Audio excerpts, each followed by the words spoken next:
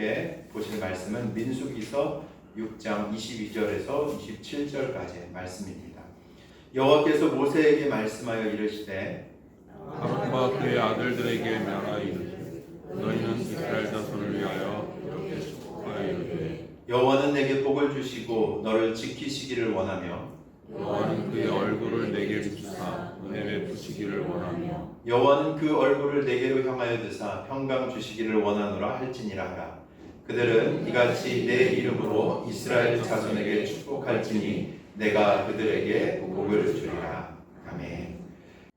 지난 주간에 고통의 아들로 태어났지만 그 하나님 앞에 기도해서 그의 운명을 기도로 운명을 바꾼 야베스에 대해서 살펴보았습니다. 그 하나님 앞에 기도하여 말씀드리기를 주여 내게 복의 복을 다하사 지경을 넓혀주시고 나를 붙드셔서 주의 손으로 나를 붙드셔서 또 환난과 근심을 벗어나게 해 주시옵소서 하고 기도했더니 하나님께서 그의 기도를 들으셔서 축복된 삶을 살았던 것에 대해서 살펴봤습니다. 이 시간은 제가 여러분에게 축복의 선언을 하고 싶습니다. 자, 축복의 선언하면 크게 하면 하셔야 되겠죠? 네. 하나님께서 여러분에게 복 주시고 지키시며 하나님의 은혜와 평강이 함께 하시기를 주의 이름으로 축복합니다. 아멘. 사람은 다 누구나 복 받기를 원합니다. 복 싫어하시는 분 안 계시죠? 다 복 받기를 원합니다. 그런데 누구나 다 복 받는 것은 아닙니다. 오늘 설교 제목이 뭐라고 그랬어요? 누구나 복을 받는 것이 아니라 누구나 복을 받는 것이 아닙니다. 왜 그럴까요? 왜 누구나 복을 받지 못하죠? 어떤 사람은 복을 받고 어떤 사람은 복을 받지 못하는가? 첫 번째로는 복의 출처가 어딘지를 모르고, 두 번째 어떻게 해야 내가 복을 받는지 잘 모르기 때문에 그렇습니다. 오늘은 이 두 가지 사실을 명확하게 말씀을 드리겠습니다. 복의 출처가 뭡니까?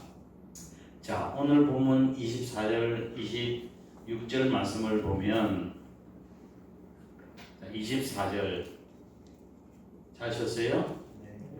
자, 주어가 뭐예요?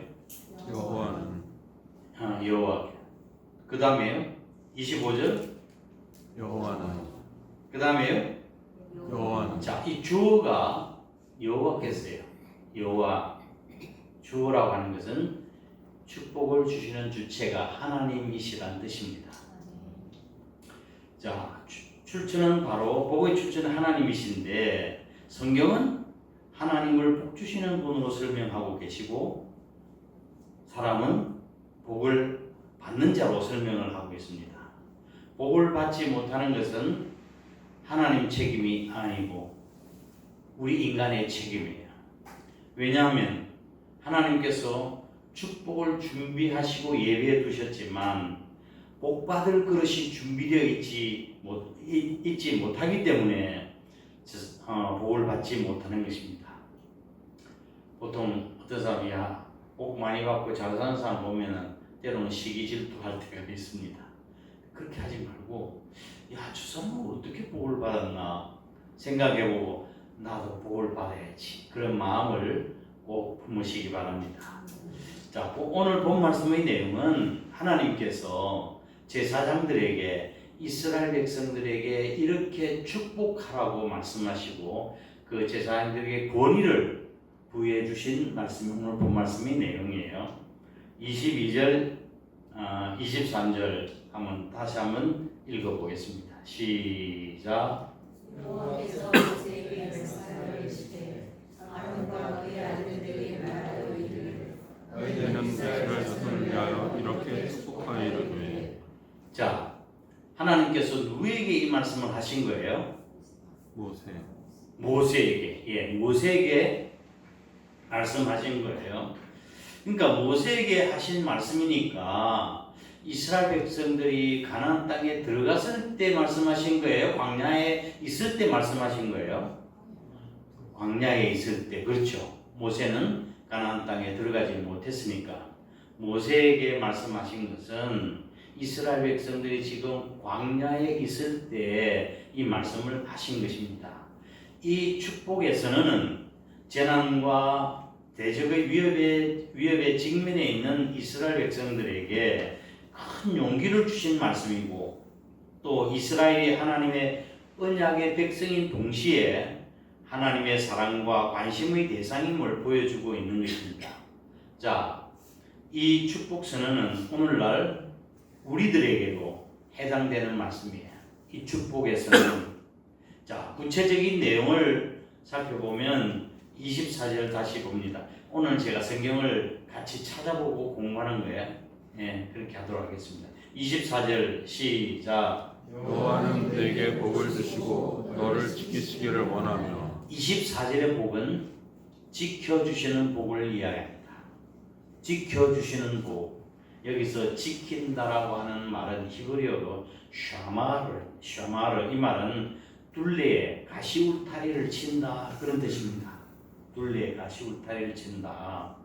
군 부대 근처에 가보면은 가시 철종을 막 해서 사람들이 뭐 접근을 못하도록 해놓았죠. 그게 가시 울타리를 친다는 뜻입니다. 샤마르. 이것은 모든 악한 세력으로부터 보호를 뜻할 뿐만 아니라 각종 가난과 질병과 재난과 전쟁으로부터의 보호를 이야기하는 것입니다. 광야 같은 이 세상에서 하나님께서 우리의 울타리가 되어 주셔야 합니다. 아멘. 우리의 재물, 우리의 건강, 또 우리의 자녀, 우리의 사업 다 하나님께서 울타리가 되어 주셔야 온전해질 수 있다는 말씀입니다. 쌓아놓고 누리지 못하는 사람들이 얼마나 많습니까?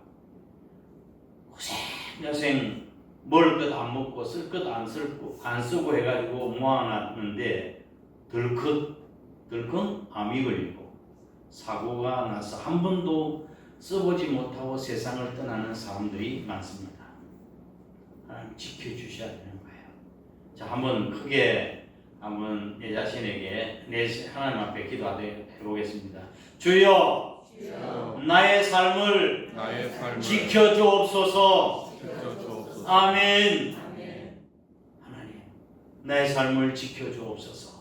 이게 우리의 기도가 되어야 합니다. 이게 하나님이 주시는 복. 두 번째 복은 뭡니까? 25절 보겠습니다. 25절 시작. 여호와는 그의 복을 내게 주사 은혜 베푸시기를 원하며. 두 번째 복은 하나님께서 주시고 싶어 하시는 복은 은혜입니다. 은혜. 베푸시는 은혜. 하나님께서 은혜를 베푸시기 전에 먼저 어떻게 하신다고 말씀하고 있나요? 25절에 그 얼굴을 내게로 비추사. 얼굴을 쳐다보고 계신다, 이 말씀이에요. 우리가 아무리 처한 상황이 절망적이고 어둡다 할지라도 하나님께서 그 얼굴을 비추셔서 우리를 쳐다보고 계신다고 한다면 우리에게 소망이 있습니다. 우리는 극복해 나갈 수 있습니다. 승리할 수 있습니다. 아멘. 하나님께서 저와 여러분을 지켜보고 계십니다. 그리고 난 뒤에 얼굴을 대하시고 그 다음에 어떻게 하신다고 그랬습니까? 은혜 베푸신다. 은혜가 뭐지요? 낮고 천한 인생을 향해서 내미시는 하나님의 사랑의 손길, 받을 자격이 없는 자에게 베풀어 주시는 하나님의 호의, 이게 은혜예요. 자, 우리 가진 모든 것, 나의 나된 것, 다 하나님의 은혜입니다. 우리의 구원, 우리의 하나님의 위로, 소망, 영생에 대한 소망, 하나님 나라의 기업, 이 다 우리가 은혜로 받는 거예요. 은혜로 받는 것. 우리는 바로 이 은혜로 살아왔고 또 은혜로 살아가고 있고 또 앞으로 이 은혜로 말미암아 살아갈 수 있을 것입니다. 모든 것이 다 하나님의 은혜입니다.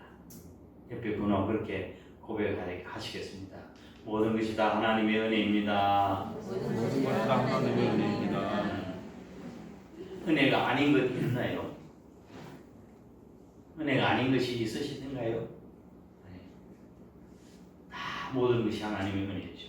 세 번째 복이 뭐예요? 26절 보겠습니다. 26절 시작. 여호와는 그 얼굴을 내게로 향하여 주사 평강 주시기를 원하노라 할지니. 아멘. 자, 세 번째 하나님이 주고 싶어 하시는 복은 평강의 복이에요. 모세에게 제사장도 통해서 이스라엘 백성들에게 이렇게 축복하라. 하나님께서 하나님께서 이스라엘 백성 지켜 주옵소서. 은혜를 베풀어 주옵소서. 평강을 더하게 주옵소서. 이렇게 축복하라고 제사장을 통해서 그렇게 말씀하신 거예요. 평강의 복이라고 하는 평강이라고 하는 단어는 히브리어로 이야기하면 아시죠? 평강. 샬롬 그렇습니다. 샬롬. 영어로 하면 peace인데 이 peace 가지고는 샬롬이라는 단어를 다 설명할 수가 없어요.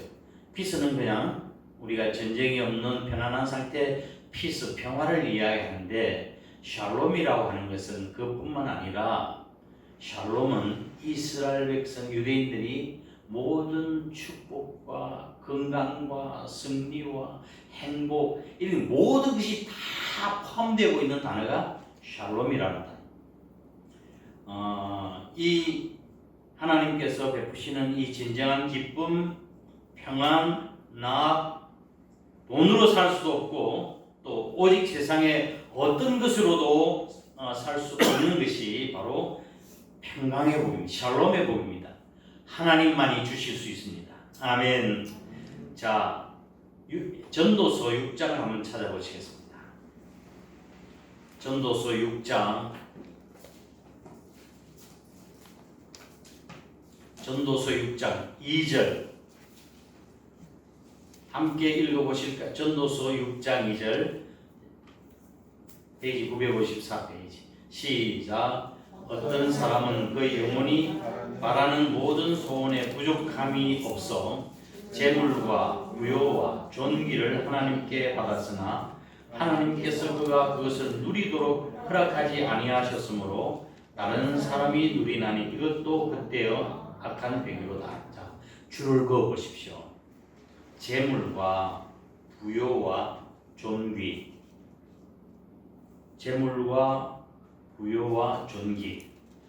이게 누리지 못하면 내가 아무리 돈이 많이 있고 또 높은 지위가 있고 또 부요가 있다 할지라도 하나님이 누리지 못하면 소용이 없다는 뜻이죠. 3절 말씀 보겠습니다. 3절 시작. 사람이 비록 100명의 자녀를 낳고 또 장수하여 사는 날이 많을지라도 그의 영혼은 그러한 행복으로 만족하지 못하고 그가 안정되지 못하면 나는 이러기를 낙태한 자가 그보다 낫다 하리. 자, 줄을 그어보실까요? 100명의 자녀, 장수, 이게 또 사람들이 바라는 축복입니다. 그렇죠? 자녀의 축복과 장수의 축복을 이야기합니다. 6절 말씀 보겠습니다. 6절 시작. 그가 비록 천년의 갑절을 산다 할지라도, 천년의 갑절이 얼마예요? 2000년을 산다 할지라도 행복을 보지 못하면 마침내 다 한 곳으로 돌아가는 것뿐이 아니냐. 이게 천년의 갑절, 장수의 축복을 이야기하는. 이 오늘 저와 여러분이 읽은 말씀이 맞습니까? 맞아요? 건강, 장수, 재물과 부요, 존귀, 물질, 명예, 이 자체가 복이 아니라는 거예요. 하나님이 누리게 하시고, 하나님께서 그걸 누릴 수 있도록 해주시는 것이 진정한 복인데 누리지 못하면 하나님께서 허락하지 아니하시면 의미가 없다. 그런 뜻입니다. 진정한 복은 평강의 복입니다. 평강의 복. 하나님께서 우리에게 복을 주시는데 이 평강의 복보다 더 큰 복이 없다고 전도서에 말씀하고 있어요. 평강의 복. 근데 이 평강의 복은 어떻게 주어집니까? 주님 모시면 주어져요. 주님 하나님 잘 섬기면 평강의 복이 임하게 되어집니다. 이 진정한 복은 하나님의 관계 속에서 평안을 누리고 항상 기뻐하며 감사하며 사는 것이 참된 복입니다. 이 복을 누리시기를 주의 이름으로 축원합니다. 어떤 복이요? 지켜주시는 복. 그 다음에 은혜의 복. 세 번째 평강의 복. 자, 그런데 이 복이 우리에게 진정한 복이라고 말씀하시는데 어떻게 이 복을 누릴 수 있고 우리가 얻을 수 있나요? 네 가지 말씀드릴 테니까 잊어버리지 말고 기억하셔야 돼요. 첫 번째, 하나님의 은총으로 주어집니다. 이 복은 하나님의 은총으로 주어진다. 민수기 다시 본문으로 돌아가겠습니다. 민수기 6장 24절에 줄을 그어보세요. 여호와는 줄을 그으셨어요. 25절에 여호와는 줄을 그으셨어요. 26절에 여호와는 줄을 그으셨습니까? 이 말씀에서 축복의 주체는 바로 하나님이시라는 것을 말씀하고 있는 거예요. 비록 이 축복을 선언하는 자가 제사장이지만 축복의 주체는 하나님이에요. 그럼 누구에게 잘 보여야 됩니까? 제사장에게 잘 보여야 돼요? 그것보다도 먼저 하나님께 잘 보여야 합니다. 하나님께 잘 보여야 돼요. 그것이 축복받는 제1원칙입니다. 우리는 마태복음 6장 33절을 너무나 잘 압니다. 너희는 먼저 그의 나라와 그 의를 구하라. 그리하면 이 모든 것을 너에게 더하시리라. 먼저라고 하는 뜻은 우선순위, priority, 우선순위를 이야기하는 것이죠. 쉽게 말씀드리면 하나님 잘 믿으면, 하나님을 우선순위에 두면 이 모든 것을 너에게 주겠다. 우리 주님께서 말씀하고 계시는 거예요. 예수님께서 예수님을 제대로 믿으면 복을 주십니다. 아멘. 제대로 믿으면 이걸 우리가 실제적으로 받아들여야 돼요. 자, 기독교 복음이 전파되는 곳은 지금 보면 잘 사는 나라들이에요. 국가. 그러나 우상 숭배하는 나라들은 어떨까요? 정말 어렵게 살아요. 불교를 믿는 또 뭐 다른 우상을 숨기는 나라들 보면은 비참하게 삽니다. 이게 우연의 일치일까요? 잘 사는 동네 가보면 거기는 교회가 많습니다. 제가 지금까지 다 보아와도 잘 사는 동네 가면은 교회가 많아요. 못 사는 동네 가면 무엇이 많아요? 못 사는 동네 가면 무엇이 많던가요? 대나무가 뭐예요? 귀신 안테나. 못 사는 동네 가보면은 그러니까 무당집이나 절집 이런 곳이 많아요. 제가 옛날 과거에 목회하던 곳에 보면은 교회 근처에 보면은 다 교회들이 많은데 너무 잘 사는데 저 건너편에 가보면은 정말로 어렵게 사는 곳이에요. 그런데 점집들이 그게 차지하고 있어요. 우리가 예수를 제대로 믿으면 반드시 축복의 사건이 일어납니다. 성도는 예수님을 믿으면 복 받는다고 하는 것을 보여주어야 합니다. 간증거리가 많아지시기를 주의 이름으로 축원합니다. 옆에 보라고 축복하실까요? 축복해 주실까요? 예수님의 이름으로 잘 되십시오. 예수님의 이름으로 잘 되십시오. 정말 잘 되어야 합니다. 그런데 우리의 능력이 문제가 아니고 우리의 환경이 문제가 아니라 하나님께서 함께 하시느냐 하시지 않느냐가 문제예요. 하나님께서 함께 하시면 문제될 것이 없습니다. 하나님께서 허락하지 않으시면 될 것도 안 되고 하나님이 함께 하시면 안 될 것도 되는 거예요. 이것을 일컬어서 은총적인 축복이다 이야기합니다. 무슨 축복? 은총적인 축복. 하나님으로부터 주어지는 축복. 축복의 주체가 하나님입니까? 오늘 본 말씀 맨 마지막 절에도 보면 그렇게 되어 있죠. 그들은 이같이 내 이름으로 이스라엘 자손에게 축복할지니 누가? 내가 그들에게 복을 주리라. 아멘. 이게 은총적인 축복이. 그러니까 우리가 누릴 수 있는 이 진정한 축복은 하나님께로부터 온다는 사실을 먼저 인지를 하셔야 되고 잘 하나님을 섬겨야 돼요. 두 번째, 조상의 축복을 조상을 통해서 축복이 주어집니다. 이것을 일컬어서 조상적 축복 혹은 유전적 축복이라고 이야기합니다. 하나님이 약속하신 이 세 가지 축복이 어떻게 주어지는가 하면 은총적으로도 주어지고 또 조상적인 축복. 자, 부모가 잘 믿으면 자식이 잘 됩니다. 이게 조상적인 축복인데 하나님께서 말씀하신 내용이에요. 제가 하는 말이 아니고 네가 하나님을 잘 공경하면 어떻게 복을 주시겠다고 말씀하셨어요? 그렇죠. 천대까지 복을 주시겠다고 말씀하셨어요. 그러나 하나님께 불순종하고 우상숭배하면 몇 대까지 저주를 내린다고요? 3, 4대까지.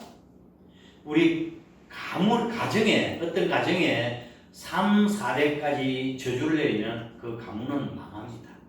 3, 4대까지만 가도 망해요. 근데 여기 천대라고 하는 것은 천대라는 의미는 천대까지가 아니라 사실은 오랫동안 자녀에게 후손들에게 복을 주시겠다고 하는 약속의 말씀입니다. 집사람이나 저는 복음의 1세대인데 참 힘들었습니다. 근데 저희 처가는 아주 유교를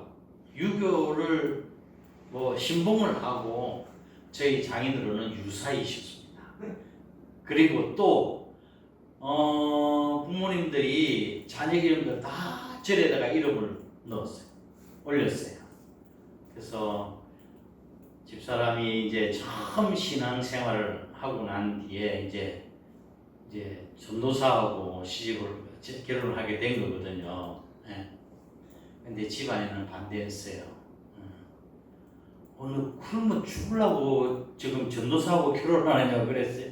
굶어 죽으려고. 근데 이제 신앙생활을 잘 해야 되는데 안 믿는 집에 시집을 가면 내가 예수를 못 믿겠다 싶어서 다른 데 선의가 들어와도 안 가고 이제 전도사한테 시집을 오게 된 거예요. 집안에서 뭐라고 했는지 아세요?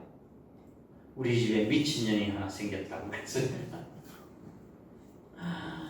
그래서 우리는 그래도 제대로 믿어야 되니까 집안의 행사들, 심지어 장인 칠순 잔치에도 우리는 못 갔어요. 가족들이 여행을 가는데도 우리는 가지도 못했습니다. 집사람. 그래서 나중에 이제 복음을 자꾸 전하는데 아버님 장인 어르신께서 내가 몇 년 더 살겠다고 종교를 바꾸겠느냐고 그러시더라고요. 내가 몇 년 더 살겠다고 종교를 바뀌겠냐. 그래서 이제 이게 안 되겠구나 싶어서 우리가 그리스도인으로서 주의 종의 가정으로서 어떻게 하는지 사는 건지 생활로 보여드리자. 그래가지고 계속해서 저희들이 최선을 다해서 살았습니다. 결국 나중에는 이제 처제가 예수 믿게 되고 다른 동생들도 또 예수를 믿게 되시고 연달아서 막 이렇게 우리 집에 또 미친년이 또 하나 생겼다고 그랬어요. 그래서 안 되겠다 싶어서 집사람이 할머니한테 말씀을 드렸어요. 할머니 아주 너무 고우신 분이셨는데 아주 아들이라고 하면 흠뻑 죽어요. 큰 아들이라고 하면 흠뻑 죽는 분인데 할머니 성경에 보면 할머니가 잘 믿으면 자손대대 천대까지 복을 주신다고 그랬어요. 할머니가 뭐 해가지고 자식들에게 복을 주실 수 있어요. 그 말씀을 듣고 할머니가 예수님을 믿기 시작했어요. 할머니가 예수 믿고 그러다 보면 이제 차츰차츰 이제 장인 어르신도 이제 건강이 좋지 않았어. 그때 제가 복음을 전해드리고 예수님을 영접하게 하고 그랬어요. 그러나 어느 날 이제 사도신경하고 주기도문을 좀 적어달라고 해가지고 그거를 인쇄해가지고 아침 저녁으로 그거를 읽으셨다고 해요. 어느 날 세례를 받고 싶다고 해서 이제 생신 때인데 서울에서 아드님 댁에서 그래서 제가 가서 가운을 가지고 직전해서 장인을 이렇게 세례를 베풀어 드렸어요. 그리고 얼마 있다가 주님의 부르심을 받았습니다. 돌아가시기 전에 얼마나 깨끗하게 돌아가셨는지 그걸 보시고 자녀들 다 앞에 만나시고 이야기하시고 다 대화 나누시고 난 뒤에 조용하게 잠자듯이 가셨어요. 제가 그때 계속해서 찬송해드리고 또 예수님 영접하시긴 하셨지만 또 제가 기도해드리고 말씀 전하고 기도해드리고 그런 중에 천국 가셨어요. 천국 가시기 전에 이렇게 처제들에게 이야기했어요. 야, 내가 하나님 위해서 한 일도 없는데 하나님 자녀 삼아 주셨다니 너무 감사하다.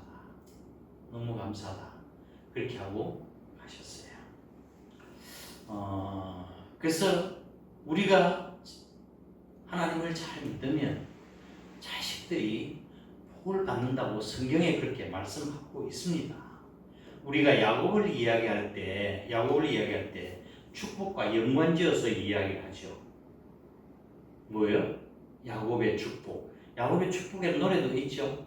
야곱의 축복. 그런데 야곱이 복을 받은 것은 야곱 자신이 정말 밤낮으로 더위와 추위와 싸우고 막 열심히 해서 복을 받긴 받았지만 그러나 자기 자신의 노력 때문에 복 받은 건 아니에요. 자기 아버지 이삭으로 인해서 복을 받았습니다. 이삭은 순종의 사람이었거든요. 하나님 말씀에 순종했고 했더니 자녀 야곱이 복을 받았어요. 네? 근데 이삭이 축복을 받은 것도 자기가 정직하고 성실해서 복을 받기도 했지만 자기 자신만 잘해서 복을 받은 게 아니에요. 그의 아버지 아브라함이 잘해서 복을 받은 거예요. 아브라함. 예를 들어서 지금 한번 보겠습니다. 창세기 12장. 창세기 12장 1절 2절. 창세기 12장 1절 2절. 함께 읽겠습니다. 시작. 여호와께서 아브라함에게 이르시되 너는 너희 고향과 친척과 아버지의 집을 떠나 내가 네게 보여줄 땅으로 가라. 내가 너로 큰 민족을 이루고 네게 복을 주어 네 이름을 창대하게 하리니 너는 복이 될지라. 아멘. 이 말씀에 아브라함은 믿음으로 순종했고 여러 가지의 테스트에 합격해서 축복의 조상이 되었습니다. 축복의 조상. 아이 얼마나 아름다운 타이틀이에요. 근데 창세기 26장으로 다시 넘어가 보겠습니다. 26장을 보면 하나님께서 이삭에게 나타나셔서 아브라함에게 똑같은 말씀을 하셨습니다. 26장 4절 5절입니다. 시작. 내 자손을 하늘의 별과 같이 번성하게 하며 이 모든 땅을 내 자손에게 주리니 내 자손으로 말미암아 천하 만민이 복을 받으리라. 이는 아브라함이 내 말을 순종하고 내 명령과 내 계명과 내 율례와 내 법도를 지켰음이라 하십니다. 이 이삭에게 축복을 똑같이 말씀하시는데 하나님께서 뭐라고 말씀하시는 거예요? 내가 네게 복을 주는 것은 아브라함이 내 말을 순종하고 내 명령과 계명과 율례의 법도를 지켜서 내가 너에게 복을 준다. 이삭이 복을 받은 이유도 아브라함 때문이라고 이야기하고 아버지 때문이었다고 이야기하고 있습니다. 그리고 하나님께서 이스라엘 백성들에게 축복을 주신 것은 가나안 땅을 축복으로 주신 것은 무엇 때문이었습니까? 그들이 잘했어요? 순종했어요? 광야 생활하면서 얼마나 속을 썩였습니까? 모세 또 지도자에게 반역하고 막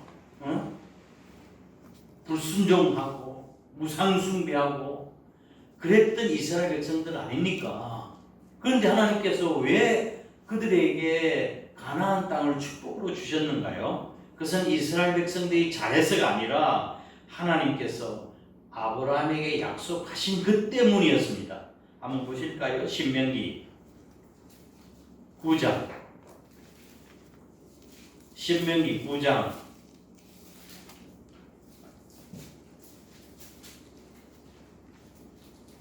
5절 찾으셨어요? 시작. 네가 가서 그 땅을 차지하면 내 공의로 말미암음도 아니며 내 마음이 정직함으로 말미암음도 아니요 이 민족들이 악함으로 말미암아 내 하나님의 여호와께서 그들을 내 앞에서 쫓아내심이라. 여호와께서 이같이 하심은 내 조상 아브라함과 이삭과 야곱에게 하신 맹세를 이루려 하심이라. 아멘. 그들이 정직해서도 아니고 의로워서가 복을 주는 게 아니라 아브라함과 이삭과 야곱에게 주신 약속 때문에 복을 주시는 거예요.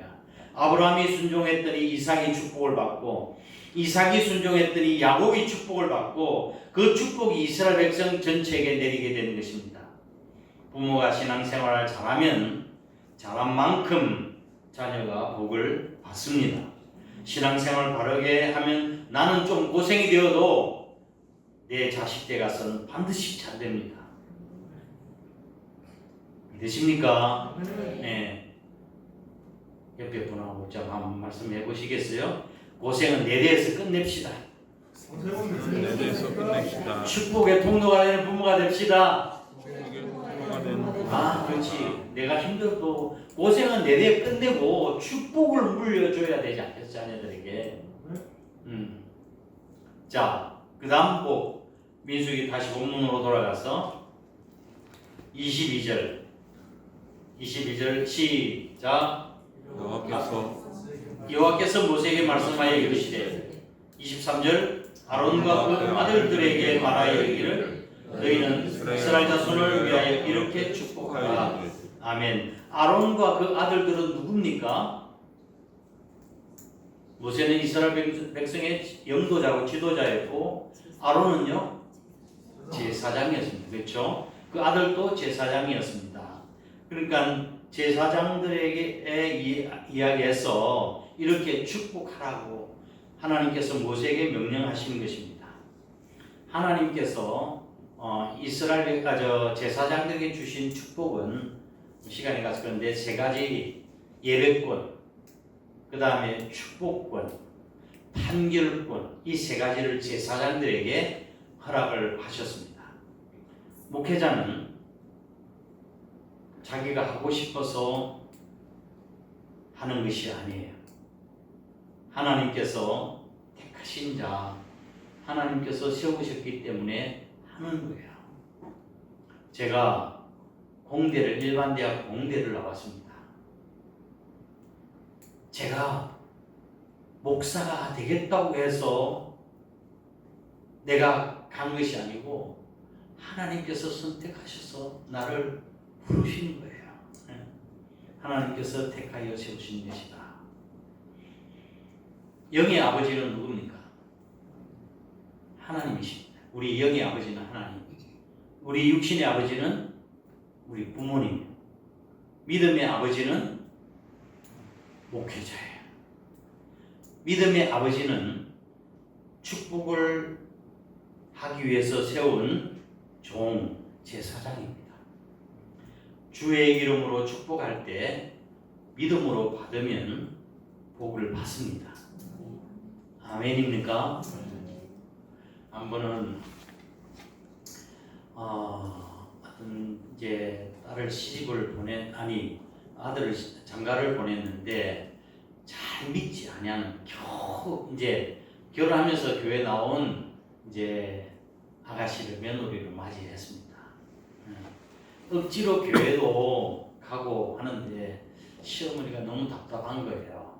근데 시간이 지나도 아기가 없어요. 너무 걱정이 시어머니가 그러면서 안 되겠다. 우리 며느리에게 조금 믿음을 심어주고 우리 좀 그 잉태의 축복을 받았으면 좋겠다고 시어머니가 그래도 믿음이 좋은 시어머니였어요. 그래서 목사님 말씀드리고 목사님 저희 가정에 오셔서 예배 좀 인도해 주세요.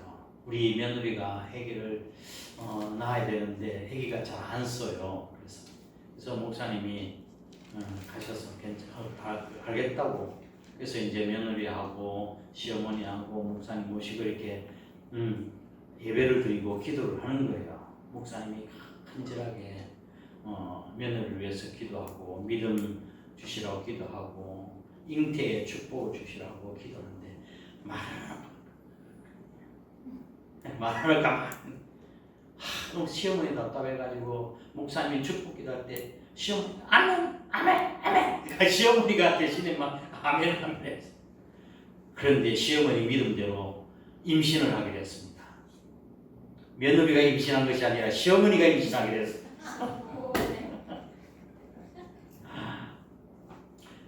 축복하면 축복을 믿음으로 받으면 기도를 복을 받습니다. 이 축복군은 제사장 스스로의 권위에 기초하지 아니하고 복의 근원 되시는 하나님의 권위에 거한 것입니다. 유대 랍비들은 백성들에게 이렇게 가르칩니다. 히브리 민족은 랍비 문화 아닙니까? 그렇죠. 최고의 스승을 가르쳐 랍비들이 백성들이 이렇게 가르칩니다. 당신이 행여 이 초라한 제사장이 나에게 무슨 축복을 해줄 수 있겠는가 말하지 말라. 왜냐하면 당신에게 복을 주시는 자는 제사장이 아니라 그 제사장을 통해서 말씀하시는 거룩하신 하나님이시기 때문이다. 그렇게 백성들에게 가르쳐요. 제가 이제 은퇴를 했는데 은퇴를 하면서 이제 후임자를 이제 청빙을 하고 제가 하기 전에 우리 교인들한테 문의 부탁을 했습니다. 앞으로 젊은 목사가 부임하는데 부임해 오면 원로 목사와 절대 비교하면 안 된다. 내가 그 젊은 목사 40대 목사하고 난 10대 30년 동안 더 목회한 거다. 그랬으니 후임자 목사님이 설교가 어떠니 저떠니 열심히 했는지 기도가 어떠니 이런 말 하지 말라. 이런 말 하지 말라. 나는 40대에 그보다 훨씬 더 못했다. 훨씬 더 못했다. 제가 이런 말 하는 이유는 제가 전도사 때였습니다. 강원도에서 제일 큰 교회 제가 섬기고 있었는데 춘천중앙 선결교회라고 총회장 목사님이 계셨던 교회야. 근데 한 번은 제가 실수를 해가지고 고개를 들 수 없어서 목사님께 죄송하다고 잘못했다 죄송합니다 이렇게 했더니 목사님께서 말씀하시기를 김전사 괜찮아. 나는 김전도사만 할 때 김전사보다 더 못했어. 이 말씀이 엄청나게 저에게 위로가 됐다고요. 그렇죠? 엄청나게 위로됐어요. 목회자가 성공하려면 세 가지 부류의 사람이 필요합니다. 첫 번째, 눈물의 어머니의 기도가 필요합니다. 눈물의 어머니의 기도. 두 번째, 희생적인 아내의 기도가 있어야 되고, 세 번째는 충성스러운 성도들의 기도가 있어야 된다. 그래야 목회자가 성공할 수 있다. 여러분이 목사를 위해서, 담임 목사를 위해서 기도하고 순종하면 목사도 성장하고 교회도 성장하는 법이에요. 응? 좀 어리고 부족한 점이 많죠. 저도 이 나이 때도 부족함이 많고 후회되는 것이 너무나 많은데, 그렇죠? 30년 장로님 30년 전에도 장로님이셨죠? 아니에요? 30년 전에 여러분 어땠습니까? 그렇잖아요. 그러니까 훌륭한 목사님하고 내 담임 목사님 비교할 거 없어요. 그래서 목사님을 위해서 기도해주면 여러분이 목사를 키워내는 거예요. 훌륭한 종으로. 하나님께서 나를 축복해 주시려고 몸된 교회에 담임 목사를 세우셨다. 그렇게 믿으시길 바랍니다. 히브리서 13장 한번 보실까요? 신약으로 넘어가서 히브리서 13장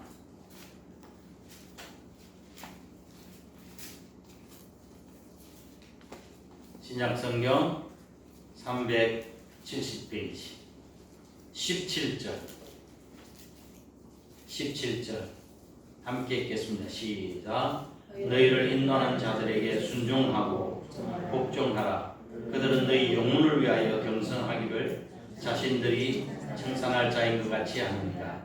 그들로 하여금 즐거움으로 이것을 하게 하고 근심으로 하게 하지 말라. 그렇지 않으면 너희에게 유익이 없느니라. 목회자와 성도와의 관계는 축복의 관계예요. 목회자 입에서 칭찬이 나오게 하십시오. 목회자에게 평생 아름답게 기억되는 성도가 되시기를 바랍니다. 자, 세 번째 이 하나님 말씀하신 진정한 축복은 첫 번째 뭘 통해 주어진다고요? 은총적인 축복. 두 번째로는 조상적인 축복, 유전적인 축복. 세 번째로는요, 목회자를 통한 축복. 네 번째, 선교적인 축복입니다. 선교적인 축복. 나눔을 통해서 축복이 흘러 들어오는 겁니다. 나눔을 통해서. 성경은 어떤 자가 복이 있다고 말씀하시는가요? 받는 자보다 주는 자가 더 복이 있다고 말씀했어요. 예수님께서 주라 그리하면 너에게 줄 것이니 곧 후이되어 누르고 흔들어 부족함이 없도록 넘치도록 너에게 주리라. 그러니까 베푸는 자, 주는 자에게 하나님이 더 많은 복을 주시는 거예요. 남에게 베풀고 주면 하나님께 드리면 당장 없어지는 것 같지만 하나님께서는 반드시 갚아주신다고 하는 것이 하나님의 약속이에요. 내가 베풀면 내가 아니더라도 누군가는 받게 돼요. 그것이 내 자녀가 되는지 내 손자가 되는지 누가 알겠습니까? 성경에 보면 약 32,500가지의 약속이 있다고 그럽니다. 약속. 근데 가장 중요한 하나님의 뜻이 뭔가 하면 첫 번째로 중요한 것은 디모데전서 2장 4절 말씀을 보면 하나님은 모든 사람이 구원을 받으며 진리를 아는데 이르기를 원합니다. 모든 사람이 구원받기를 원하신다고 그랬어요. 이게 하나님의 불타는 소원이에요. 여러분이 아직도 예수님을 믿지 못하는 영혼들을 위해서 기도하고 전도해야 돼요. 그들에게 뭘 갖다 선물도 하고 위대하고 막 해가지고는 그 친밀함을 해서 반드시 전도를 하셔야 합니다. 모든 사람이 구원받는 것 이끌어서 세계 복음화입니다. 복음서가 4복음서가 있는데 마태, 마가, 누가, 요한복음 끝은 어떻게 맺습니까? 전부 다 선교로 끝을 맺어요. 선교로 끝을 맺고 있다고 해요. 근데 내가 이게 개척교회라고 이야기하는데 민들레교회가 선교사님을 얼마 도운다고 이라는 걸 듣고 내가 놀랐어요. 야, 잘한다. 이 아름다운 교회구나. 저도 사실 제가 가는 곳마다 제가 대학생 때 CCC에서 활동했기 때문에 선교의 비전을 맞춰서 목회 초점 맞춰서 했어요. 가는 곳마다 선교사 파송하고 돕고 운하고 그동안 한 번도 하지 않는 교회가 제가 마지막에는 이게 교회를 개척했는데 다른 거는 뭐 단독에도 해봤고 큰 교회도 해봤고 부목사도 다 해봤는데 개척을 뭐 이제 어쨌든 하나님 그렇게 하신 것 같아요. 하면서 저희도 선교사를 돕는 선교사를 파송하고 돕는 일들을 했습니다. 하나님께서 우리가 선교하는 일에 베풀고 나누는 데 이렇게 쓰면 하나님께서 채워주세요. 제가 삼천포에 있을 때에 삼천포 교회 역사가 지금 100년이 넘었어요. 제일 큰 교회 성교회 가보니까 순교를 안 하는 게 역사가 그렇게 오래됐는데도 물론 교회는 많이 지교회를 많이 세웠어요. 근데 선교사를 파송하지 않아서 제가 가자마자 선교사를 파송을 했습니다. 맨 처음에 이스라엘에 선교사를 파송했어요.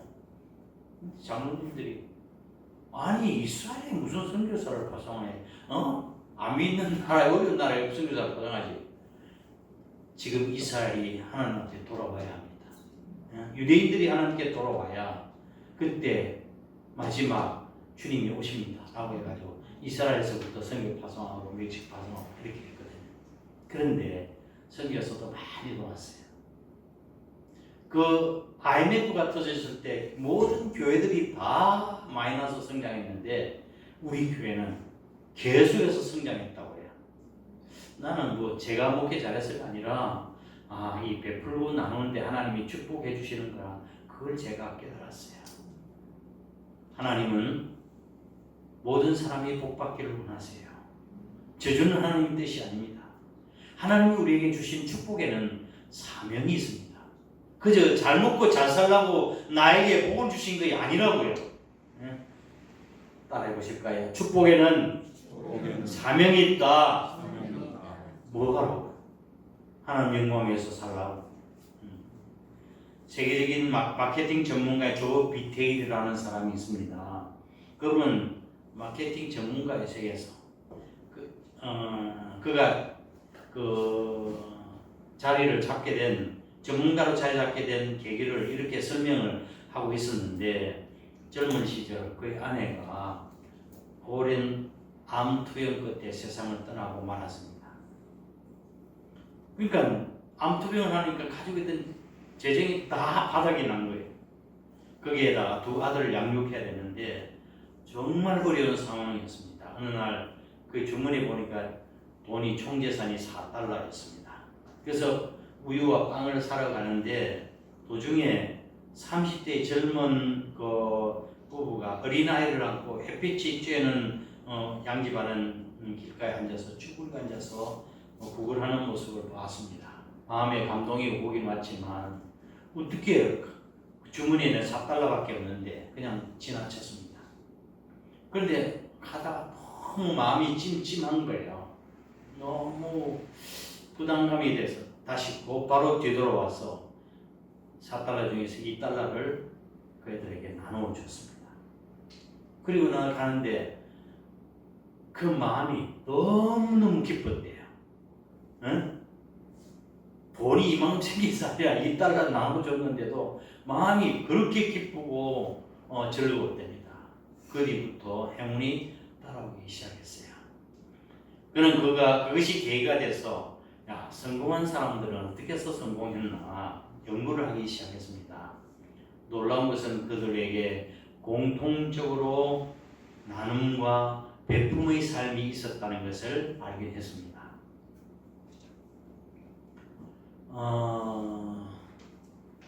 얼마 전에 우리나라의 최고의 갑부 중 한 사람인 빌 게이츠가 왔죠. 예? TV에도 나오고 막 대통령 만나고 했는데 빌 게이츠가 그렇게 많은 재산 다 기부하고 환자들 돌보고 의약품 개발하는 데 쓰고 이게 진정한 부자가 아닐까요? 부자의 기준은 돈이 많고 지금 부의 정도가 아니라 나눔에 있습니다. 나눔이 많은 사람이 부자예요. 말씀을 정리하겠습니다. 하나님께서 우리에게 복 주시기를 기뻐하시는 분이세요. 다른 사람이 복을 받는 복의 구경꾼 되지 말고 내가 복을 받아야 되겠다. 진정한 복이 뭐라고 그랬어요? 지켜주시는 복. 그 다음에 하나님의 은혜. 모든 축복은 하나님의. 세 번째로는 평강, 낙, 샬롬. 이것이 진정한 복이에요. 이 복은 어떤 통로를 통해서 우리에게 온다고요? 하나님의 은총으로. 두 번째로는 조상을 통해서. 세 번째로는 주의 종을 통해서.